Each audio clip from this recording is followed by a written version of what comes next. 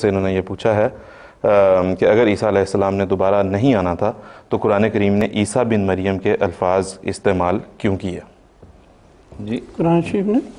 عیسیٰ بن مریم کے الفاظ کیوں استعمال کیا؟ وہ تو سمپل سی بات ہے جی ہم روزانہ روزمرہ کی گفتگو میں یہ کرتے ہیں جی کہ یعنی صرف ایک بات کی وجہ سے، ایک مشابہت کی وجہ سے ہم دوسرے کو وہ نام دے دیتے ہیں۔ مثلا ہم اگر کوئی بہت سخی ہو تو اس کو حاتم طائی کہہ دیتے ہیں، اگر کوئی بہت بہادر اور زوردار ہو تو اس کو رستم کہہ دیتے ہیں، شیر کہہ دیتے ہیں، جی اپنے محبوب کو مسیح کہہ دیتے ہیں شاعر کتنی بار۔ تو یہ زبان کی بلاغت ہے کہ مشبہ اور مشبہ بہ کے بارے میں جو سارے باقی لوازمات میں ان کو چھوڑ کے سیدھا نام دے دیتے ہیں کسی کو، اور اس میں شدت مشابہت کی طرف اشارہ ہوتا ہے کہ یعنی بہت زیادہ ان دونوں میں مشابہت اور مماثلت پائی جاتی ہے، پہلی بات۔ اور دوسری بات یہ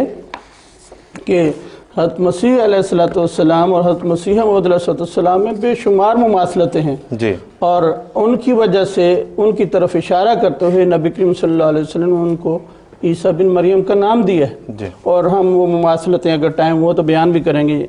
اور پھر یہی نہیں، آج کل ڈاکٹر اقبال، علامہ اقبال جو ہیں ان کو پاکستان میں ایک بڑا رتبہ دیا جاتا ہے، ہندوستان میں بھی، کہ گویا وہ ایک بہت دینی مسلح تھے۔ وہ خود ایک مسلح کے منتظر ہیں اور اس کو ابراہیم کہتے ہیں، اور کہتے ہیں کہ یہ دور اپنے براہیم کی تلاش میں ہے، کیوں؟ صنم کدا ہے جہاں لا الہ الا اللہ۔ تو اس مسئلے کو وہ تو ابراہیم کہہ رہے ہیں، صرف مسیح نہیں کہہ رہے، لیکن اس کا انتظار کریں کہ کاش وہ آئے۔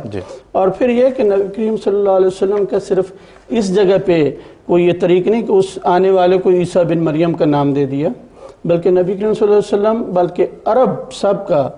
جیسے میں نے اردو کی بات کی، عرب جو ہیں یہ کثرت سے دوسرے کا نام دوسرے کو دیتے ہیں جب مشابہت بہت ہو۔ اور اس کی مثال یہ ہے کہ نبی کریم صلی اللہ علیہ وسلم جب